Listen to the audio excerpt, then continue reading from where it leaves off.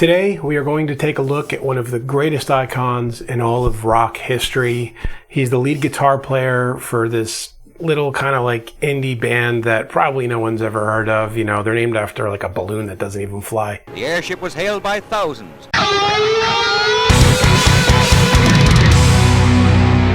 So what I want to do today is an analysis of the style of Jimmy Page.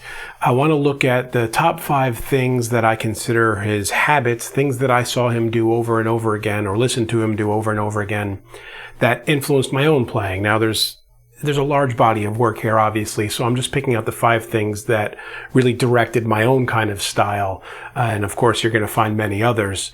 And as with all of the videos in this series where I'm analyzing players, the point of the video is not to just strictly copy what they're doing, but to take the conceptual idea of what they're playing and turn it into your own thing. So with that said, let's take a look at top habit number 1. It can't be stated strongly enough how much Jimmy taught me the power of the riff. The good old-fashioned single notes guitar riff, and kind of doing that thing in place of always playing chords in your rhythm part or introductions or whatever it is. And of course, he's not the first player or last player to do this, but he's the guy that really drove it home for me with all the powerful riffs and songs like Black Dog and The Ocean. And my own playing, my own songwriting is rife with guitar riffs, and I guess I'll do a shameless plug here and link my Spotify channel.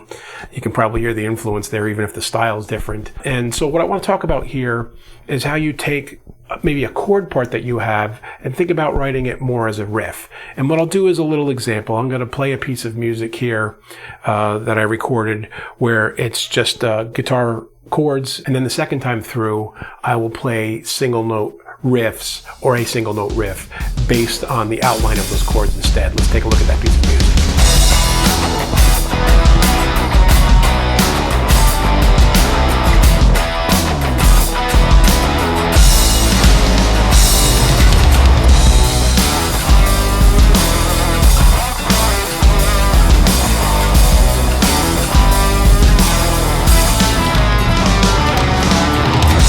So you can see that first time there, I'm playing this in the key of E minor, and I'm just playing some chords, E, B, G.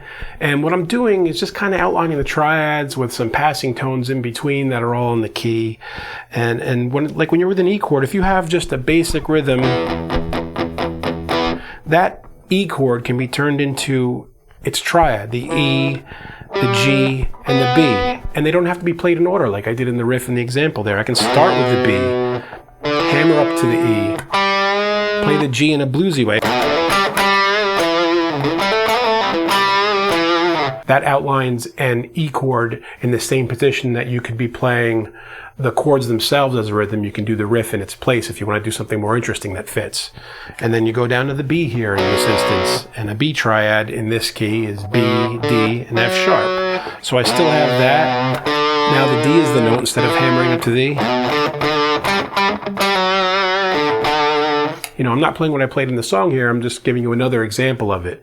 But it's basically finding the main notes of the chords as your pivot points and the key points in a riff, and writing a riff that fits along with the chords. And you can, the first step in doing that is just writing your basic rhythms and then playing a riff that fits the triads of those chords in the same place that you would have played the rhythm chords. That's like step 1 for learning how to do this and incorporating it into your own style. So now the second habit of Jimmy's that I kind of took into my own style, there's going to be 2 of them here, second and third actually, and I'm going to play a piece of music again, and this has to do with the lead guitar playing. So let me roll the piece of music I did, and then we'll talk about both of those 2 habits separately.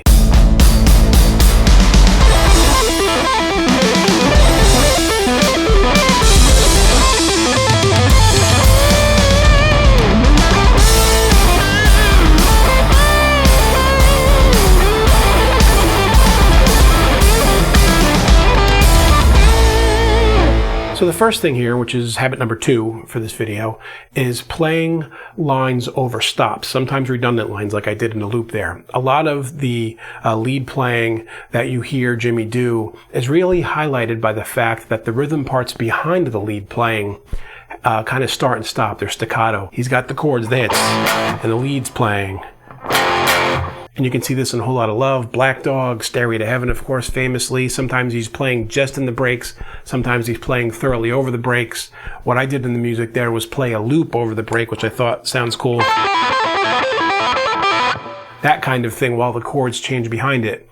But that's the essence of it is that the rhythms are stopping behind it, and it really makes the lead guitar jump out and just sound cooler, in my opinion. It's a fun thing to add into your music. Now, the other thing I did in there, which is habit number 3, is something, this one rubs some people the wrong way, especially now as compared to in years past. And that is where you are almost picking beyond the speed of what you can do. It becomes a very kind of, a little bit of a sloppy part that you're playing. And actually what I'm going to do here is roll that piece of music I did in the lead at the end there, but I'm going to roll the lead without the background music behind it so you can really hear it isolated and understand what I'm talking about. So you see there I was playing a pentatonic scale, and normally if you're trying to play something cleanly, you might just do it left hand only. And what I was doing was picking every note, but faster than I'm actually capable of. It's a god-awful mess by itself. But when you play it against the background music, and as long as your right hand is in time, the pick hits the staccato part of it, is coming down properly in the 16th notes or whatever part of the beat that you're playing against, it still sounds kind of cool. And it can be okay to play something that goes beyond that level where you have precision and control over it, because precision is not always what you're trying to tell in the story of your music. Okay, habit number 4 now. Habit 4 is something that didn't even occur to me until I listened to some Zeppelin music, and that was to play music and play parts where you walk down or up chromatically rather than only playing notes that are in the key. So you can take something like a simple progression in the key of D here.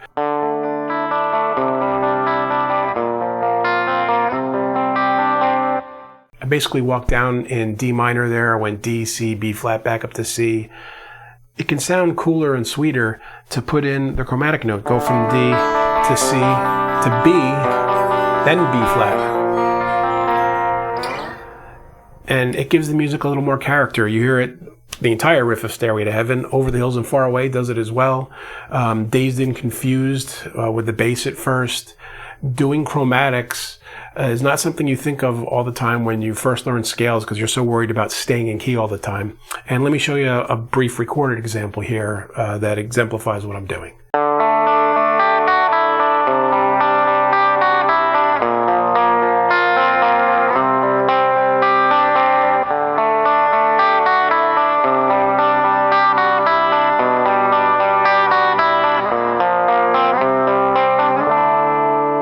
And the last thing is about layering. Jimmy was the king of adding cool layers in the studio and using exotic instruments, sitars and weird things like that to layer, especially over acoustic parts.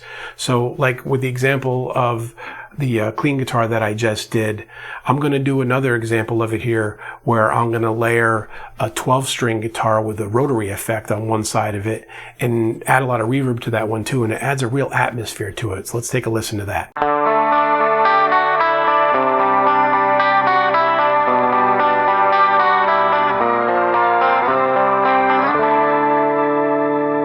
So there you have what I saw as the top 5 habits of Jimmy Page. And again, with this whole series about learning from other players and analyzing their playing, I'm trying to not just copy what they're doing, but take what they're doing as an overall concept and incorporate it into my own style and show you how I did that so that you can incorporate things into your own style as well. I should mention here that the sounds for this were all done on an XFX 3, and I'm going to include the patch that I wrote, which is 4 scenes of all the sounds I used in those example songs, and I'll put them on the Axe Exchange for anybody to download if you want to use them, of course.